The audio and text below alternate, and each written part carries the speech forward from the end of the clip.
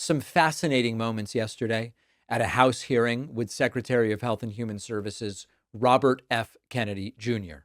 Mark Pocan, Democratic congressman, asked RFK a simple question. Today, would you vaccinate your kids for measles? And RFK pulls out a fascinating one. He goes, I don't think people should be taking medical advice from me. What? I mean, he's right, but he's been giving medical advice for how long now? Listen to this. Something that might be helpful is you've previously said you vaccinated your children. Just because I think this is a helpful answer, and this isn't a gotcha, I promise. If you had a child today, would you vaccinate that child for measles? For measles,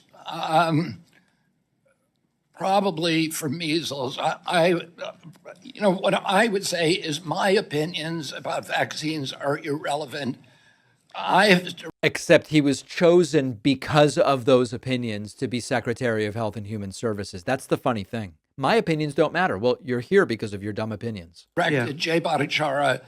Sure. No, like I said, I don't want to. So that everybody can make that decision. But I don't want to seem like I'm being evasive. Yeah.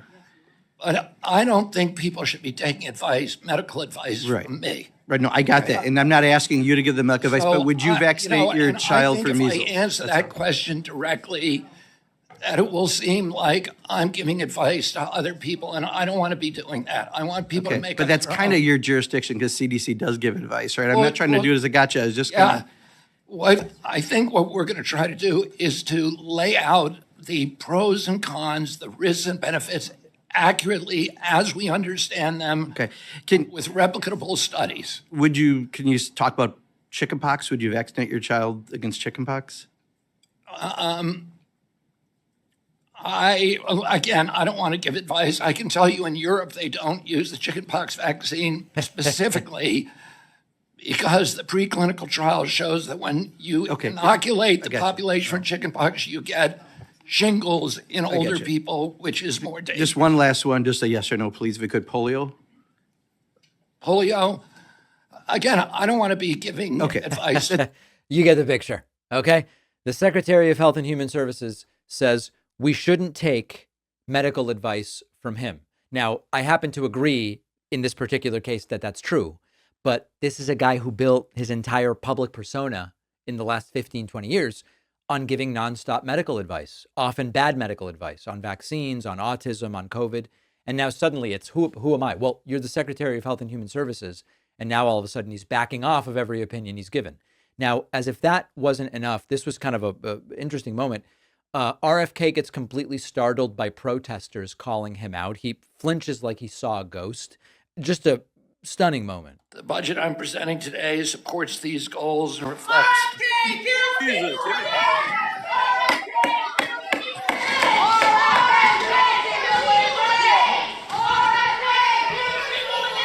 The witness will suspend. The committee will come to order. Capitol Police are asked to remove the individuals from the hearing room. Members of the audience are reminded disruptions will not be tolerated. All right. Anyway, you get the picture. So a completely and totally chaotic hearing, but you've got to see what happened when they got into rehab and Medicaid cuts. This is really something else.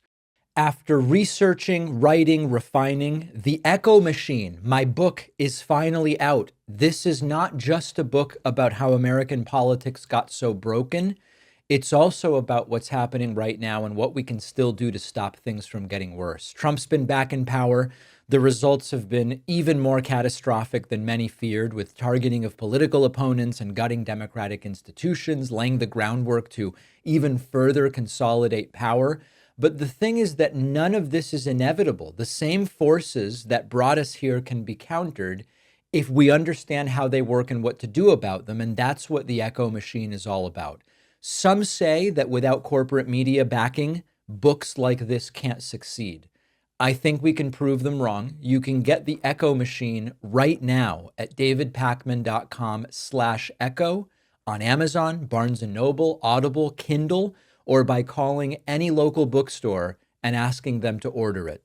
This book is more important than ever. If you care about what happens next, and I do, check out the Echo Machine today at davidpakman.com/echo.